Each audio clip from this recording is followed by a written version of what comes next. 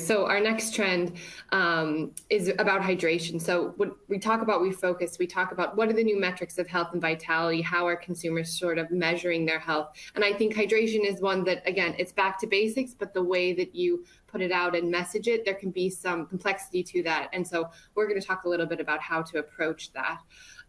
The first thing is obviously hydration is everywhere. So we wanted to take a little bit of a deeper dive into it and figure out, what's going on with hydration right now.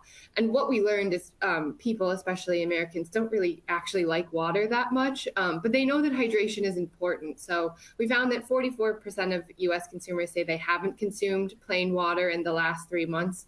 35% of them claim that they only drink water as a necessity and they don't actually enjoy doing it. But like I said, half of consumers say that hydration is actually vital to their health, particularly females.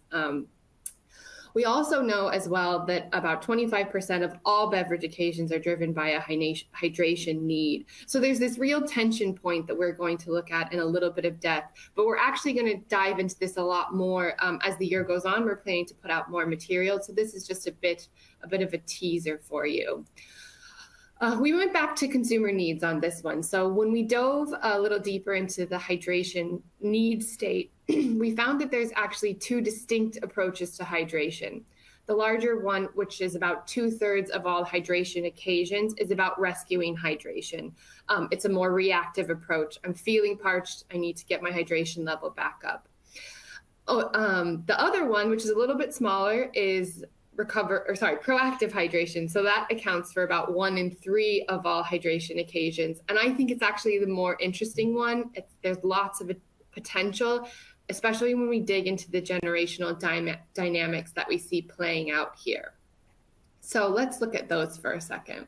There's a lot going on in this slide, I'll admit that. So I'm going to walk you through it. So let's start on the left-hand side. I think it's left-hand side where you see total. So that blue bar there, that's that 25% of all beverage occasions. And then the yellow and the orange represent the maintaining or the proactive, that's the yellow, and the orange is the rescue hydration. So you can see again that 1/3 to 2/3 split. When you move over to Gen Z, you see that hydration is actually a larger part of their overall beverage occasions. That jumps to 29%, but it's the split between the maintaining and the rescuing that's quite interesting. The maintaining or the proactive approach, which is the yellow bar, actually is a little bit higher than the rescue. But as you move through the generations, that yellow bar, that proactive approach starts to decline. So there's certainly something going on here when we look at a generational approach and how that plays out. So that's where I think the opportunity is here. A lot of nutrition brands do have a right to play in hydration, given its obviously broad appeal. But I know you're going to talk about this, Nick. There's actually a lot of choices when it comes to hydration. So can you talk a little bit about some of those? Yeah, absolutely. I think what underpins this slide, so the Hydration 101 for everyone listening, is we've created quite a bespoke data set on this sort of healthy hydration data set within Europe and in North America or US and Canada. You've got around about 750 hydration products, which underpin broadly what I'm about to say. And a lot of it starts with this whole category benchmark that I think you have to start with Liquid IV, basically because it's the seminal brand that really brought hydration back to life in terms of, wide scale or certainly highly prominent acquisition, but taking hydration into this sort of healthier area and democratizing it and being available for everyone. If you've ever seen the stores in the US, then of course it is literally everywhere in very mainstream scenarios. People engaging with a traditionally hydration consumption that might typically have been aligned to sports nutrition more previously, certainly in an endurance world. So that's sort of like your category benchmark. And interesting, it is quite science because they've got proprietary science that sits underneath that about sort of the bioavailability or the faster absorption as they talk about. But as you engage with more brands in this area, there's effectively two sort of polarized parts that people take. The first, I think, element or LMNT, depending on how you pronounce it, takes more of a science-driven approach. And you only need to take one look for them to say 1,000 milligrams of sodium, 200 milligrams of potassium, 60 milligrams, I think that says, of magnesium. you have to be science driven if you believe those numbers are going to resonate with someone, because I don't know too many consumers that understand whether 1,000 milligrams of sodium is better than 200 milligrams, for example. But you've very much got a science driven approach aligned to oral rehydration solutions. The flip side is a lovely brand called Good On Ya. It's also US based.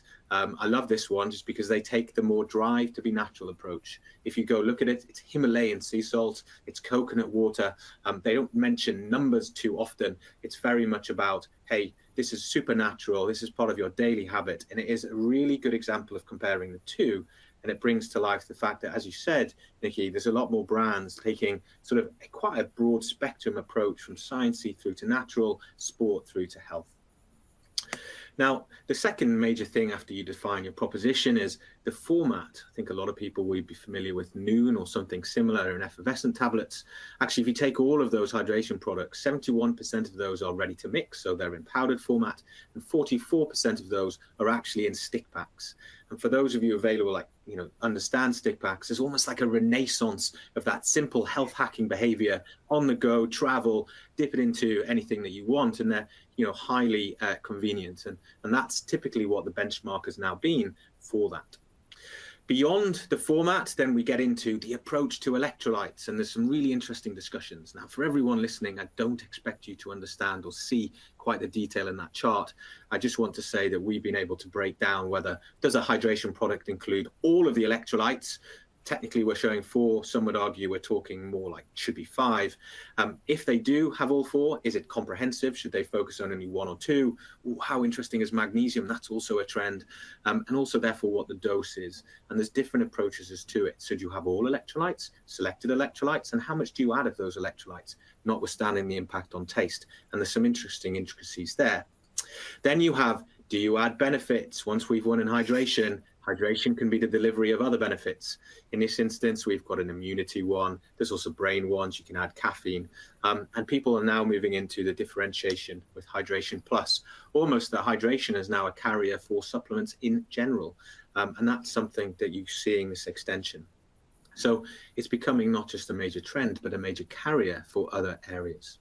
And then finally, and we're going to come on to this later, I just must make a point on taste. We're tracking here the top 10 flavor tags. We can get into more simple or complex flavors, but actually the hydration world is a huge area where it can further innovate. It's relatively straightforward and simple in flavors, basic flavors, light, refreshing, not too much differentiation, no flavor collaborations as yet, or to my knowledge at least. So straightforward flavors, but there's a lot of work that can be done to energize or re-engage people through flavor in this space. That would be your Hydration 101, and it's evolving quickly. And I think my last point on here is it's going to be interesting to see who continues to win in this area. Can traditional sports brands from an endurance background really go into healthy hydration? And can healthy hydration brands go in the other direction and maybe steal share from the sporting brands? And I think that's the dilemma a lot of people have with this macro trend.